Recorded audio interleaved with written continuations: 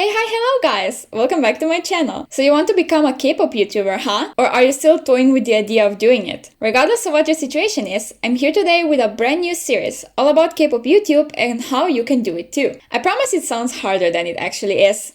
Kinda. Anyways, in this video, we will be talking about what to do before you start a channel, how to create a channel, some editing advice for video ideas, and much more. I divided everything into fancy little segments so you can jump around. Although my watch time won't be very happy with that, but okay, since it's you, I forgive you. Without any more rambling, don't forget to subscribe to not miss future parts in this series, and let's get into it.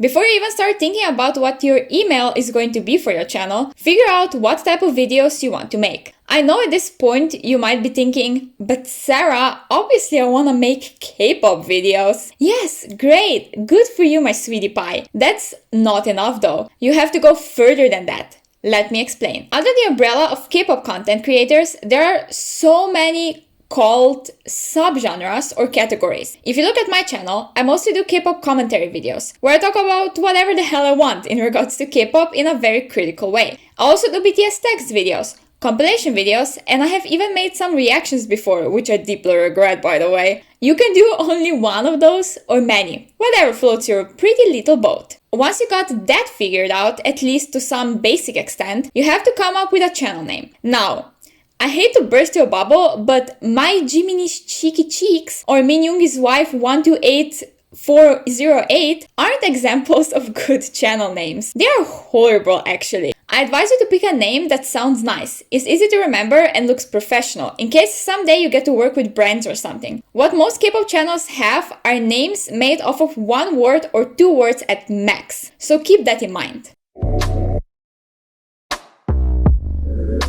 Now that we got the preparations out of the way, you're ready to make your very own YouTube channel. What you will need for this is a Gmail account. That's it. It's that simple. Once you have that and you complete the process, you have your own channel ready for you. Of course, you're not going to let it look crusty and dusty like it is right now. No. You have to customize it and make it appealing to look at. For that, you need to choose your profile picture and your banner. As you can see, I chose for everything to be pink, just because I love the look of it and it's my favorite color. You can choose a theme as well, or just do whatever you think is pretty in your own eyes. As a profile picture, I recommend choosing a clear, brighter photo of just one idol. Since the space is so small, everything more than just one idol tends to look messy and stuffed together. For the banner, you can really just choose a background and put your channel name over it. It works just fine. You can also add what type of content you make, maybe how many times you upload, or anything else. Don't put too much though, or it will look like your journal in 3rd grade. Too much to look at. Here is where most of my tips actually lay in. I would love to tell you that you can just slap 10 fancams together, put some text over it instead of a voiceover, and that's it. Instant success. But that's not the case, unfortunately, so you will have to learn how to edit. What I find very helpful when it comes to K-pop YouTube is that you don't have to get ready, sit down in front of the camera and film a video. Unless you're a K-pop reaction channel or someone like Angelina. Personal preference. But for the most part, you won't be in the video, which means all you need is an editing software and clips that you will use. You can edit on your phone or laptop. I personally edit everything on my phone because I find it easier and I can just edit even in my bed in the morning if I freaking want to. I have Android phone, so I use the app called InShot. But while I still had my iPhone, I used to use iMovie. They are both free and I highly recommend them. There are so many other apps and softwares available out there though. You just have to find the one that works for you. Please, for the sake of the God that I don't even believe in, do not, and I repeat again, do not copy someone else's editing style completely to the T. That's not okay, it will make them upset and it will get you absolutely nowhere. As much as you have to be unique with your own personality and the way you explain stuff and so on, you have to also do the exact same thing with editing. Try to find something you really love in other K-pop videos you watch, and then give it your own spin. Do something that sets you apart from the rest, so your videos will instantly be recognizable and at the same time familiar to your regular viewers. I know that's so hard to do because everything has been done before, or at least it feels like it. I'm still struggling with this one myself, but I believe in you and I'm sure you can do it too.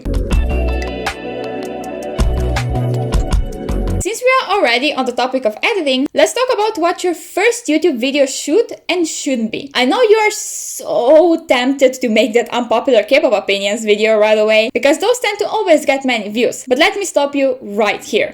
Unpopular K-pop opinions are a good first video idea in my opinion, but as a completely new channel, they might not do as well, unless you piss like 4 fandoms off at the same time or something. What I would recommend more is to make a video discussing a very recent topic or news that happened not too long ago. Maybe even a release of your favorite group that made a comeback a few days ago. Something like that. Those are guaranteed to do well, since whenever something happens, people Google it and search about it. Definitely don't make your first video some Q&A or K-pop stan list or something that is strictly about you. Nobody will give a fuck, I'm sorry. Literally nobody. You're new in this huge city, and before people will care enough to ask you any questions or want to know which groups you fall on your knees for, you have to be noticeable. You have to garner some attention and show people a reason why they should care in the first place. Nobody will care just because you ask them to. They will care once they see something in you and your content that they adore.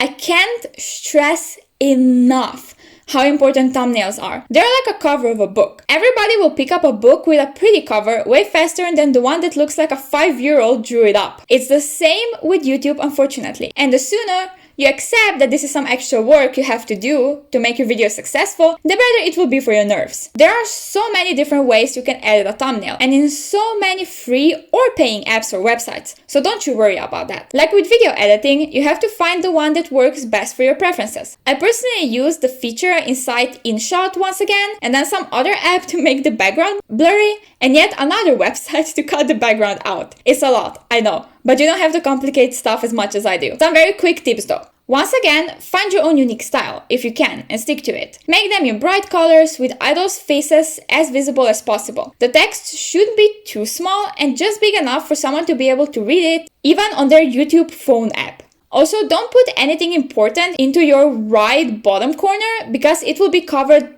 up by a timestamp.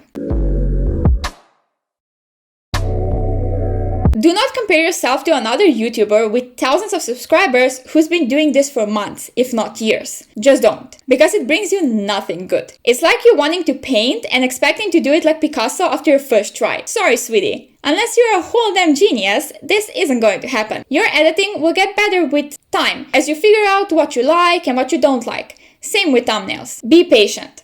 I know, we've all heard of that one YouTuber that blew up seemingly overnight and now has millions of subscribers. That's pure luck and nothing else, which most likely won't happen to you. It didn't happen for me, that's for sure, and I don't know a single K-pop YouTuber that went through this. That's why you have to give yourself time. Keep trying and keep improving. You will get that viral video that will get you a bunch of subscribers one day, whenever the time is right. Make videos that you are genuinely passionate about, and not just some that you assume or know will get you views. Believe me, people can tell through your bullshit if you're fake interested or excited about something, which will make them unsubscribe or not subscribe at all in the first place. Just be unique and express yourself. This is your creative platform. You can do with it whatever you want. Unless you're making offensive content to hurt idols or something, in which case, fuck you. Anyways, this is all I have for today's video, guys.